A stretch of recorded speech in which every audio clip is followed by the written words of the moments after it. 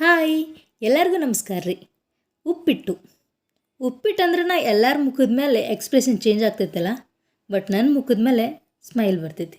ಯಾಕಂದ್ರೆ ಉಪ್ಪಿಟ್ಟು ನಂಗೆ ಭಾಳ ಇಷ್ಟ. ಈಗ ಅಲ್ರಿ, ನಾ ಸಣ್ಣಕ್ಕಿದ್ದಾಗಿಂದನೂ ನಂಗೆ ಉಪ್ಪಿಟ್ಟು ಅಂದ್ರೆ ಭಾಳ ಇಷ್ಟ.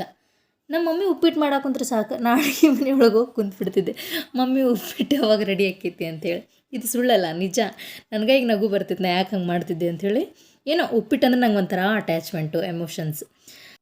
ಮದುವೆ ಆದಮೇಲೆ ಹೆಣ್ಮಕ್ಳ ಲೈಫ್ ಚಾಪ್ಟ್ರೇ ಚೇಂಜ್ ಆಗಿಬಿಡ್ತೈತಲ್ಲ. ನನ್ನ ಹಸ್ಬೆಂಡಿಗೆ ಉಪ್ಪಿಟ್ಟು ಅಂದ್ರೆ ಒಟ್ಟ ಇಷ್ಟ ಇಲ್ಲ. ಆದರೂ ನಾವು ವಾರದಾಗ 2 ಸಲ ಉಪ್ಪಿಟ್ಟು ಮಾಡೇ ಬಿಟ್ಟಿರ್ತೇನೆ. ಬೇರೆ ಆಪ್ಷನ್ ಇಲ್ಲ ಅಂಥೇಳಿ ಅವರು ತಿಂತಾರೆ ಪಾಪ. ಇಲ್ಲ ನೈಟ್ ಏನಾರು ಉಳಿದಿದ್ದಿದ್ರು ಕೊಡು ಉಪ್ಪಿಟ್ಟು ನೀ ತಿನ್ನು ಅಂತ ಹೇಳ್ತಾರೆ. ಬಟ್ ನಾ ಮಾತ್ರ ಉಪ್ಪಿಟ್ಟು ಮಾಡೋದು ಮಿಸ್ ಮಾಡಂಗೇ ಇಲ್ಲ. ವಾರದಾಗ 2 ಸರಿ ಇದ್ದೇ ಇರ್ತೈತೆ ನಮ್ಮ ಮನೆಯೊಳಗೆ. ಅದು ಶಾವಿಗೆ ಉಪ್ಪಿಟ್ಟಾಗಿರಲಿ, ಇಲ್ಲ ರವೆ ಉಪ್ಪಿಟ್ಟಾಗಿರಲಿ, ಯಾವುದಾರು ಒಂದು ಮಾಡೇ ಬಿಟ್ಟಿರ್ತೇನೆ ನಾ. ಮೇನಾಗಿ ಉಪ್ಪಿಟ್ಟು ಟೇಸ್ಟ್ ಆಗ್ಬೇಕಂದ್ರೆ ಅದಕ್ಕೆ ಹುಳಿ, ಉಪ್ಪು, ಖಾರ ಸ್ವಲ್ಪ ಜಾಸ್ತಿ ಇರಬೇಕು. ಆಮೇಲೆ ಇನ್ನೊಂದು ಏನಂದ್ರೆ, ನಾವು ರವೆ ಉಪ್ಪಿಟ್ಟಾಗಲಿ ಶಾವಿಗೆ ಉಪ್ಪಿಟ್ಟಾಗಲಿ ಏನು ಮಾಡ್ಕೋತೀವಲ್ಲ, ಆ ರವೆ ಆಗಲಿ ಶಾವಿಗೆ ಆಗಲಿ ಸರಿಯಾಗಿ ನಾವು ಎಣ್ಣೆ ಹಾಕಿ ಹುರ್ಕೋಬೇಕು.